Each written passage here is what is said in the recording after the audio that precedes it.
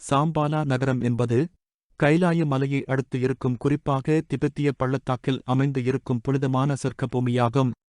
இது மனித கண்களுக்கு புலப்படாது. சாதாரண பனிப்பிரதேசமாக மட்டும் காணப்படும். இங்கு வாழும் மனிதர்கள் ஆயிரக்கணக்கான வருடங்கள் இளமையாக இருப்பார்களாம். துக்கம், கவலைகள் இல்லாமல் ஒவ்வொரு நொடியும் மகிழ்ச்சியாக மன நிம்மதியுடன் இருப்பார்களாம். அதாவது கலியின் தாக்கம் இவர்களிடம் இருக்காது. இது விஷ்ணு பகவானின் கல்கி அவதாரத்தின் பிறப்பிடமாக இருக்கும்.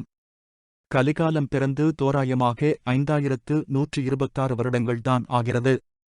கலிகாலம் முடிய இன்னும் 4,32,000 வருடங்கள் உள்ளன. கலி முடியும் தருவாயில் 99% கொடூரமான மனிதர்களும் 1% நல்லவர்களும் இருப்பார்கள். உயிர் வாழ எப்படி வேண்டுமானாலும் வாழலாம் என்ற கருத்து இருக்கும். இரக்கம் மற்றும் ஒழுக்கம் என்பது துளி அளவிற்கும் இருக்காது. எஞ்சியிருக்கும் நல்லவர்கள் கடவுளின் நாமங்களை சொல்லிக்கொண்டு கடவுளின் வருகைக்காக கலியின் தாக்கத்தை சகித்துக் கொண்டு இருப்பார்கள். கலியுகத்தின் முடிவில் சாம்பாலா நகரம் வெளிப்படும். கல்கி அவதாரம் நிகழும். நல்லவர்களை தன்னுடன் சொர்க்கத்திற்கு அழைத்துக் கொண்டு தீயோர் நிறைந்த இந்த பூமியை கல்கி பகவான் நெருப்பால் அழிப்பார் என்று புராணம் கூறுகிறது.